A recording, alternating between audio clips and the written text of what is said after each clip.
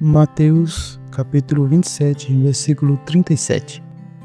Por cima de sua cabeça colocaram por escrito a acusação feita contra ele. Este é Jesus, o Rei dos Judeus. O Senhor Jesus foi entregue, julgado e condenado por Pilatos, mesmo sem ter cometido delito algum. Ele foi condenado à morte de cruz, a maior e mais cruel condenação da época. Todos os seus discípulos o abandonaram, somente João o observava de longe. Por que os seus discípulos o abandonaram? A resposta mais provável é que a imagem de um rei invencível foi apagada da mente deles. O rei está morto, foi sepultado. Os discípulos estão escondidos com medo de serem os próximos a morrerem. Além do mais, estão tristes porque perderam o seu rei. Algumas mulheres foram ao sepulcro de Jesus num domingo de manhã e, chegando lá, viram que a tampa do sepulcro estava removida. Vejamos a passagem que nos relata esse episódio. Mateus capítulo 28, versículo 1 até o versículo 10. Depois do sábado, tendo começado o primeiro dia da semana, Maria Madalena e a outra Maria foram ao sepulcro. E eis que sobreveio um grande terremoto, pois um anjo do Senhor desceu dos céus e, chegando ao sepulcro, rolou a pedra da entrada e assentou-se sobre ela. Sua aparência era como um relâmpago e suas vestes eram brancas como a neve. Os guardas tremeram de medo e ficaram com medo. O anjo disse às mulheres: "Não tenham medo. Sei que vocês estão procurando Jesus, que foi crucificado. Ele não está aqui. Ressuscitou, como tinha dito. Venham ver o lugar onde ele jazia. Vão depressa e digam aos discípulos dele: ele ressuscitou dentre os mortos e está indo adiante de vocês para a Galiléia.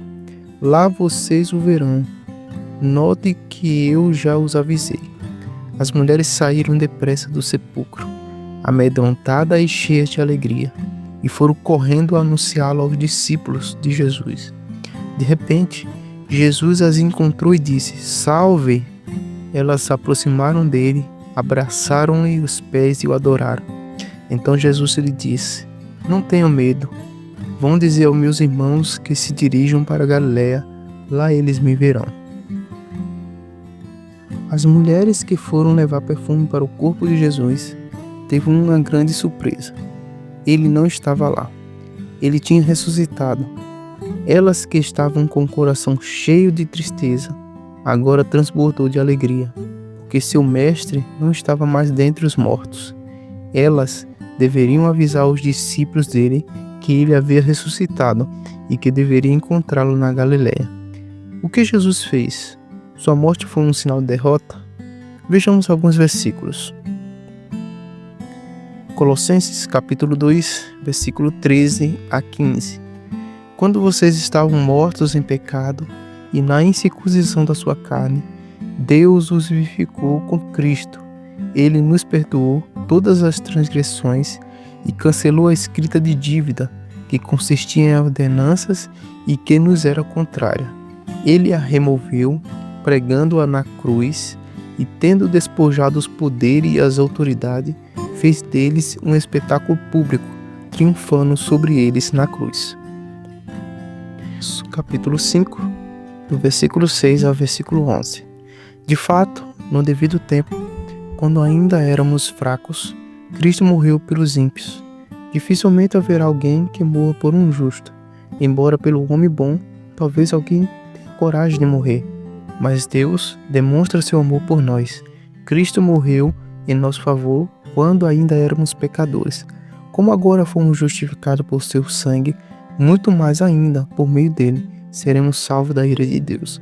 Se quando éramos inimigos de Deus, fomos reconciliados com ele mediante a morte de seu Filho, quanto mais agora, tendo sido reconciliados, seremos salvos por sua vida. Não apenas isso, mas também nos gloriamos em Deus, por meio de nosso Salvador Jesus Cristo, mediante que recebemos agora a reconciliação. Atos capítulo 5, versículo 30 e 31. O Deus dos nossos antepassados ressuscitou Jesus, a quem os senhores mataram, suspendendo-o no madeiro. Deus o exaltou e levou-o à sua direita como príncipe e salvador, para dar a Israel arrependimento e perdão de pecados. Gálatas capítulo 3, versículo 12 a 14. A lei não é baseada na fé. Ao contrário, quem praticar essas coisas, por elas viverá. Cristo nos redimiu da maldição da lei, quando se tornou maldição em nosso lugar. Pois está escrito: maldito todo aquele que for pendurado no madeiro. Isso para que em Cristo Jesus a bênção de Abraão chegasse também aos gentios, para que recebêssemos a promessa do Espírito mediante a fé.